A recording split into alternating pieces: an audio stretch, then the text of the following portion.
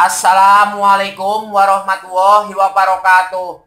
Sekarang kita akan belajar tentang analisis SEM dengan software Amos. Nah, ini contohnya ini. Contoh yang digunakan judulnya meningkatkan kinerja pemasaran melalui orientasi pembelajaran, orientasi pasar, dan inovasi pada UKM Tenun Jepara. Jadi judul aja ini. Nah, sini ada 4 variabel ini. X1 nya orientasi pembelajaran, X2 nya orientasi pasar, X3 nya inovasi, dan Y nya pemasaran. Oke, kinerja pemasaran. Ini bisa aja di SEM dikatakan ini X1 ya.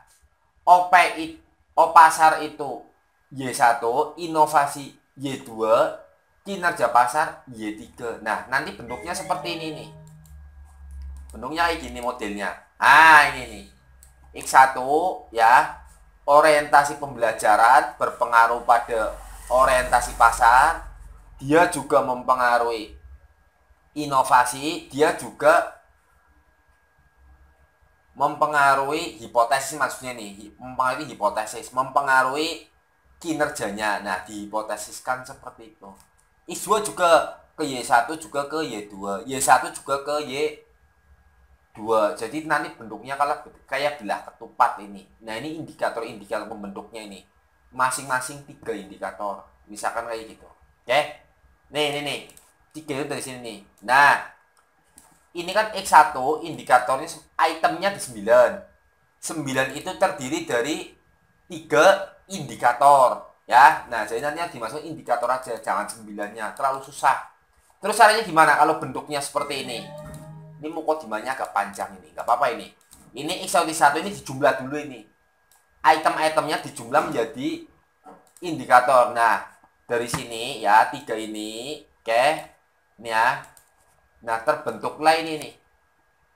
Nah, ini X11, 12, 13. Oke. Jadi nanti diperoleh ini X1-nya ini yang masuk ke program Amos ini. Ini X1, ini X2 atau Y1 itu terserah. Kalau masalah nama udah terserah, nggak usah pusing-pusing ya. Ini X3 biar sesuai model ya nggak apa-apa. X3-nya dikasih nama Y1. Y1 ini Y2. Oke. Nah, ini. Terus langkah awalnya kita copy aja dulu ini dalam lo SPSS saja nggak apa-apa biar gampang. Copy. Nah, yang di copy ini. Ini jumlahnya ini 8 itu jumlah dari ini X3 ini biar tahu. 3 tambah 2 tambah 3. Nah, itu. Terus buka SPSS baru. Nah, ini. Oke. Paste di sini. Nah, setelah itu udah dipaste, terus diberi nama item-item ini nih. X1.1, X1.2 ini copy ini. Oke. Ini copy dijadikan bentuk transpose ya. Nah, jadi dari mendakar menurut seperti biasa. Oke. Ini copy. Nah, ini. Nah, berarti kan ini nih. Pastekan aja di sini. Nah, udah. Ini yang lain dihapus-hapus saja dulu biar membingungkan. Nah, itu. Terus ini disimpan. Oke. Taruhlah di D. Terus kita buat folder baru aja udah. Amos SEM atau SEM Amos sama aja udah. Enter. Terus kasih nama data SEM. Oke. Terus setelah ini udah tersimpan, buka Amosnya. Caranya klik file, udah tinggal buka Amos biasa aja. Klik. Nah, ini udah ini. Nah, setelah Amos terbuka seperti ini, kosong seperti ini ya, dibuat tadi kan 3 ini X-nya. Klik ini. Nah, X-nya ada 3 indikator, tiga kali tuh 2 3. Oke, udah ini jadi ini. Terus X2 atau diposisikan biar pas ini. Tadi kan bentuknya mendekati seperti belah ketupat. Nah, ininya diatur dulu ya, nggak apa-apa ini. View interface property dibuat landscape aja sesuai kebutuhan teh. Nah, ini kan lebih lebar ini. Terus setelah ini udah posisikan kira-kira yang dipandang enak, udah gitu aja. Udah, ini udah cukup. Terus lagi X2-nya di sini. Nah, tuh 2 3 juga. Terus X Y1-nya ini di sini. Nah, ini digeser dulu. Kalau kurang ke atas, ke atasin. Kalau kurang bawah, bawahin. Tuh 2 3. Nah, ini Y-nya ini. Y-nya di sini yang kira-kira biar enak aja ini. Tuh 2 3. Oke. Ini digeser ke atas lagi nih.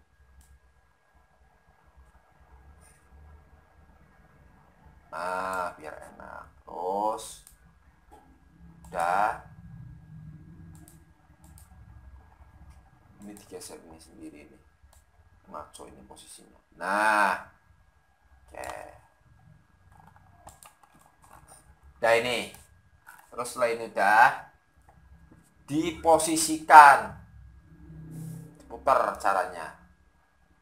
Ini ke sana aja. Ini ke sini. Nah, ini ke sana. Oke, terus sambungkan.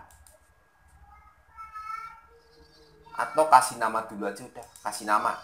Ini X1. Nah, nama di sini yang di kotak ini ya itu harus sama dengan di sini nih. Nggak harus sama dengan di SPSS. Nah, ini X1 X1 X1 X2 harus sama, nggak boleh enggak. Ini nggak ada kompromi nih. Nah, jadi ini kita kasih nama X1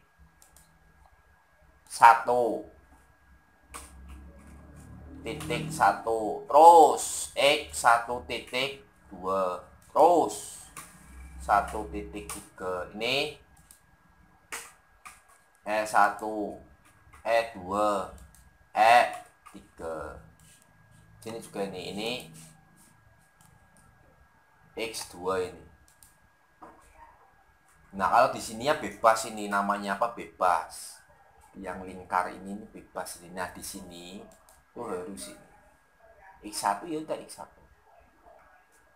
X2 harus X2. X2 titik 1. Oke. Terus ini X2 titik 2. Terus X2 titik 3. Nah, kasih nama ini N-nya lagi nih.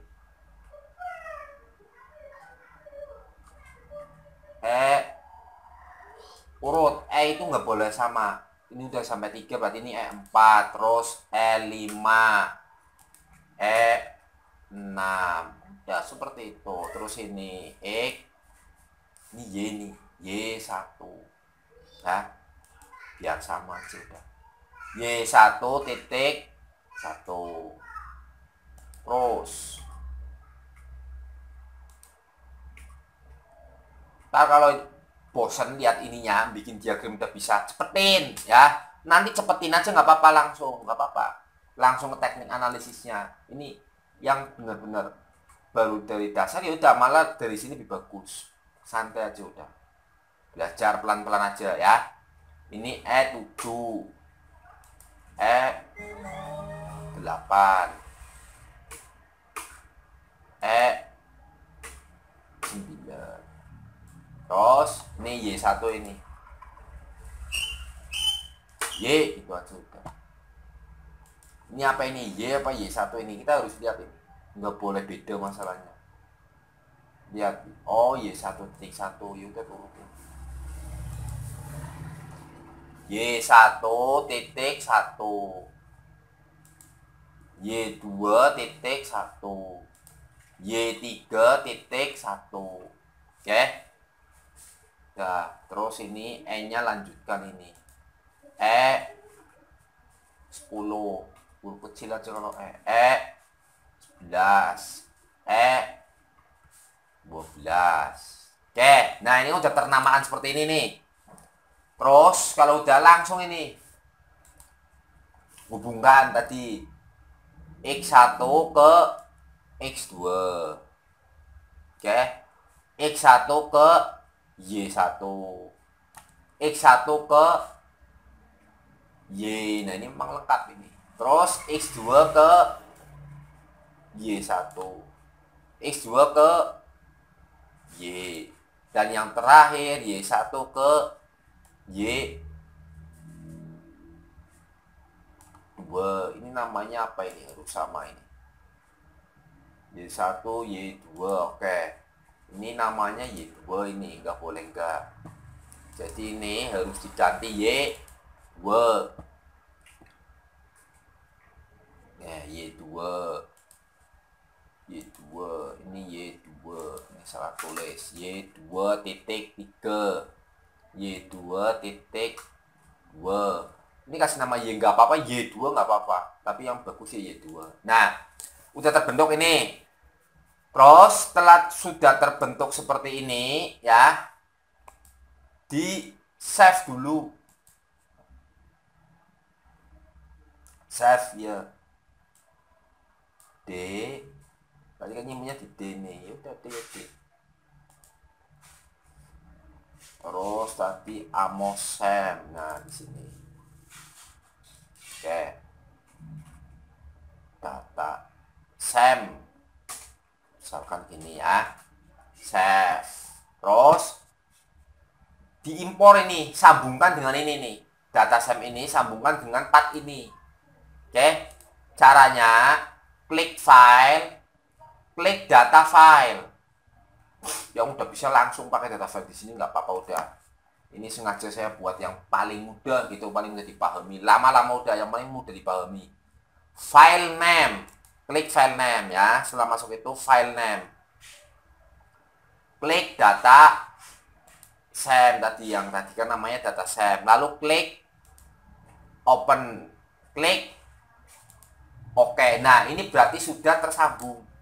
Oke, sudah tersambung. Oke, nah setelah udah seperti ini, masuk ke title, klik title, klik, taruh di sini nggak apa-apa udah. Nah, terus di caption ini tulis persis seperti ini. Nah, model VC square sama dengan Caimin per DF sama dengan per Caimin DF. Nah, daripada susah-susah nulis, tulisannya seperti ini, copy aja udah, copy sama aja nih, copy ya. Terus paste di sini di caption ini. Nah, terus ini jangan center on page tapi center alik aja ini. Kalau saya on page ini tengah-tengah repot nanti, ganggu stabilitas. Nah, ganggu pemandangan nanti. Lalu klik OK. Nah, muncul ini. Oke. Terus setelah ini udah ya, ini geser seperti ini nggak apa-apa biar enak aja. Nah, setiap variabel yang bisa jadi dependent seperti ini Y1, X2, Y2 berarti kan dia jadi dependent ini otomatis ini. Kayak ini X1 diregresikan dengan X2 ya. Maka harus ada variabel E. Nah, caranya ini nih. Add unique variable diklik. Nah, ini untuk memunculkan error di X2 harus ada, Y1 harus ada, Y2 apalagi. Oke. Terus di normalkan lagi, klik lagi nih. Jadi normal. Setelah itu dikondisikan ini posisinya biar enak ini. Nah, ini tarik ini sini. Nah, ini biar enak aja ini maksudnya. Kan nggak numpuk-numpuk ini. Terus ini biarin, ini agak miring sedikit aja. Nah, jangan numpuk-numpuk intinya. Oke, setelah itu ini bebaskan lagi, klik yang sama. Kasih nama ini. Lanjutannya aja nggak apa, E12, E13. Harus seperti itu enggak? Ini cuma mempermudah aja. Kalau mau kasih nama E100 ya nggak apa-apa. E14 ini pokoknya kalau muncul kuning-kuning seperti itu udah nggak usah pikirin. Itu masalah kemampuan laptop aja. Ya, E15. Oke, ini udah jadi nih, partnya sudah jadi. Setelah udah beres seperti ini, langsung aja nih klik view dulu. View analis properties. Sabar udah, sabar. Lalu klik output. Nah, ini yang penting-penting dicentang ini. Ini indirect sama direct total effect dicentang, ya. Terus standar estimasi, square multiple korelasi dicentang. Mau centang semua boleh, nggak apa-apa. Ini residual moment dicentang. Test of normality and outlier kita centang nggak apa-apa ya.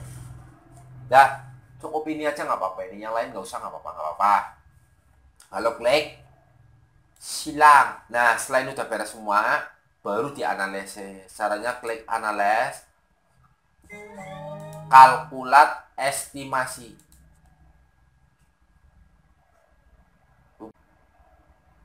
Nah, setelah itu ini kan udah jadi merah ini. Tinggal diklik ini. Klik. Nah, ini nih hasilnya ini. Oke. Dari semua uji prasyarat ini ya, yang katanya GFI harus lebih dari 0, ada yang mengatakan lebih dari 0,9 dan lain-lain ya. CFI lebih dari 0,95, RMSEA lebih dari 0,08, terus propnya harus kurang dari 0,05. Semua itu kalau syaratnya harus dipenuhi, nih dengerin ya. Kalau semuanya harus dipenuhi, dikumpulkan satu profesor se-Indonesia ya, disuruh melakukan penelitian di lapangan, dianalisis pakai data asli, suruh memenuhi ini semua, itu impossible. Secara statistik itu impossible. Jadi ketika saudara menganalisis ini yang nggak memenuhi, bukan data saudara yang hancur udah, bukan. Memang seperti itu, udah biarin aja udah. Tidak ada yang mewajibkan semuanya dipenuhi, nggak ada ini. Yang ada itu mengatakan kalau terpenuhi semua memang bagus. Bagus, iya kalau terpenuhi semua bagus. Tapi apakah harus terpenuhi semua? Enggak juga. Kalau dipaksa memenuhi semua, pasti udah olah data Amos 99% dimanipulasi semua. Kalau ini harus memenuhi semua, malah tambah hancur penelitian. Oke? Terus yang penting mana kalau seperti itu? Yang penting ini, nilai prop sama RMSEA. Ketika propnya udah lebih dari 0,05 seperti ini 0,08 ya, kan lebih ini 8%, sama RMSEA-nya kurang dari 0,08, udah selesai. Bisa digunakan. Oke? Kalau seperti itu nanti saudara tenang, nggak begitu pusing-pusing manipulasi data. Terus kalau mau lihat nilai ini ya nggak apa-apa, C-square-nya dibandingkan dengan DF. Nah ini kan DF-nya 48 ini. Maka C-square-nya harus kurang dari C-square tabel. C-square tabelnya berapa ini? Nah ini. DF-nya kan tadi 48 sama dengan CHIINV ya 0,05,48. Berapa ini? 65,171. Ini hasil berapa ini? 61. Oh, kurang ini. Udah, kalau kurang berarti memang modelnya sudah memenuhi. Udah, gitu aja. Setelah itu masuk ke uji hipotesis. Nah, ini angka-angka ini angka standarisasinya yang buat persamaan regresi ini. Jadi nanti X2 sama dengan ini 0,29 X 129 atau 48 ini. Nah, ini kan bingungin ini kalau seperti ini. Kalau saudara bingung seperti ini ya, yang 48 apa 29 ini, caranya gini aja ini. Ini terserah mau pakai cara apa, caranya banyak. Salah satunya ini klik silang ya, salah satunya buang dulu. Nah, misalnya gini.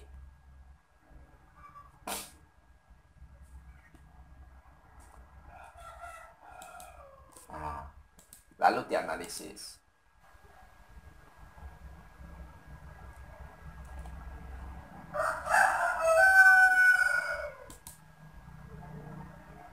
Oh, ternyata 29 itu miliknya X1. Oke. Kenapa bisa saya melakukan itu? Ya karena memang Y1 itu nggak diregresikan ke X2. Kalau Y-nya Y1 diregresikan ke X2 nggak bisa pakai cara tadi. Itu karena yang ke X2 hanya X1 aja. Oke? Makanya saya nggak membuang yang ini.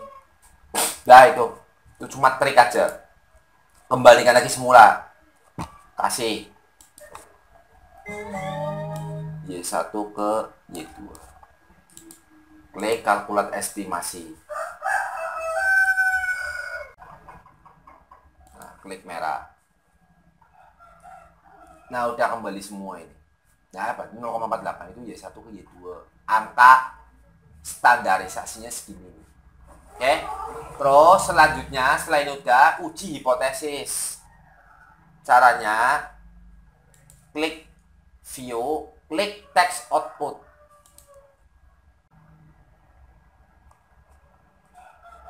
Oke. Lalu klik estimasi. Nah, ini. Kalaupun saudara mau nguji validity konstruk dulu ya, lihatnya di sini aja nih. Di sini. Ketika nilai signya sudah kurang dari 0,05, berarti udah valid. Itu aja nggak apa-apa. Jangan berlebihan seperti ini nih. Untuk melihat konstruk reliability-nya ini jangan. Kalau saudara mau memaksakan seperti ini, data itu memenuhinya sulit. Kalau data mulai sulit, larinya pasti manipulasi udah. Dah yang sudah-sudah itu larinya pada manipulasi. Jangan dipaksakan seperti ini harus terpenuhi, konstruk reliability terpenuhi, varian ekstranya terpenuhi. Yang ngitungnya gampang ini. Tinggal kayak gini aja ya. Di standar loading dan lainnya ada ini perhitungannya ada. Cuman kalau harus memenuhi ini semua itu hampir tak mungkin ini. Peluangnya sangat tipis. Ini bukan memudah-mudahkan penelitian, cuman agar lebih efektif penelitian yang ada. Kalau ini dipaksakan semua, bubar semua, nyatanya bubar semua kok. Jadi cukuplah lihat di sini aja kalau mau uji validity. Ya, lihat di sini aja cukup ini. Ketika signya sudah lebih dari 0,05 itu berarti masih harus. Ketika signya kurang dari 0,05, nah udah selesai. Kalau lebih, nah itu memang perlu dibuang. Contoh ini nih, Y1.1 alhamdulillah. Ini lebih dari 0,05, 0,464. Nah, ini di eliminasi nggak apa-apa ini. Mau dieliminasi, di drop terserah namanya. Nggak apa-apa. Y1.1. Nah, caranya gini nih. Oke, masuk lagi nih. Nih, Y1.1. Nilainya sangat kecil itu. Nah, kembali sini. Silang ya. Buang nggak apa-apa ini. Oke, dibuang nggak apa-apa. Karena memang nggak mengkonstruk Y1. Lalu klik analyze, kalkulat estimasi. Oke. Biarkan ini loading, biarkan dulu. Nah, ini udah ini. Terus klik merahnya ini. Nah, kita lihat nilai propnya. Langsung meningkat ini. Jadi seperti itu. Kalau ada yang nggak memenuhi, jangan dimanipulasi, jangan diuplak-uplik. Dibuang. Jangan khawatir. Buang nggak apa-apa di sini. Buang. Nah, otomatis propnya itu lihat itu. Dari 0,08 menjadi 30,6. GFI dari 0,94 jadi 0,95, naik semua ini. RSA-nya turun. Jadi seperti ini memang bagus. G-square jauh turun. Oke. Terus lagi masuk ke view, masuk text output. Caranya seperti itu aja. Nah, udah ini. Masuk uji hipotesis. X1 ke X2 berpengaruh nggak? Biasa lihat P-nya. Oh, 0,007 kurang dari 5%. Kalau baca persen, titiknya mundur 2. Ini berarti 0,7%. Berarti X1 berpengaruh terhadap X2. X1 ke Y1 berpengaruh. X2 ke Y1 0,0111 1,1% juga berpengaruh. Ini X1 Y2 berpengaruh. X2 ke Y2 oh ini tidak berpengaruh ini. 36% nggak berpengaruh. Y1 Y2 ini juga berpengaruh. Oke. Nah, hipotesisnya udah ini semuanya terpenuhi semua ini. Kurang dari 5% semua berarti sudah terpenuhi, nggak perlu ada yang dihilangkan lagi. Oke. Ini bintang maksudnya apa? Maksudnya itu angkanya kurang dari 0,001 itu bintang. Kenapa nggak ditulis 0,00? Tahu nggak? Sebab ya yang namanya nilai P nggak mungkin sama dengan 0. Sampai kapanpun nggak mungkin. Angkanya sangat kecil ya. Di Amos tulisannya bintang-bintang-bintang. Kalau di WPLS tulisannya kurang dari 0 P kurang dari 0,01. Nah, gitu.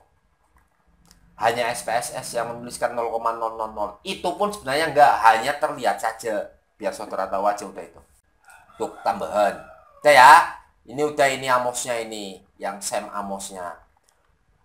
Terus yang lainnya perlu dibaca lagi mana? Ini nggak apa-apa, mau dibaca standar regression way nggak apa-apa. Terus square. Nah, kalau ini dibaca ini. Ini bacanya X2 square multiple square-nya 0,085. Maknanya besarnya pengaruh variabel independen terhadap X2 adalah 8,5%.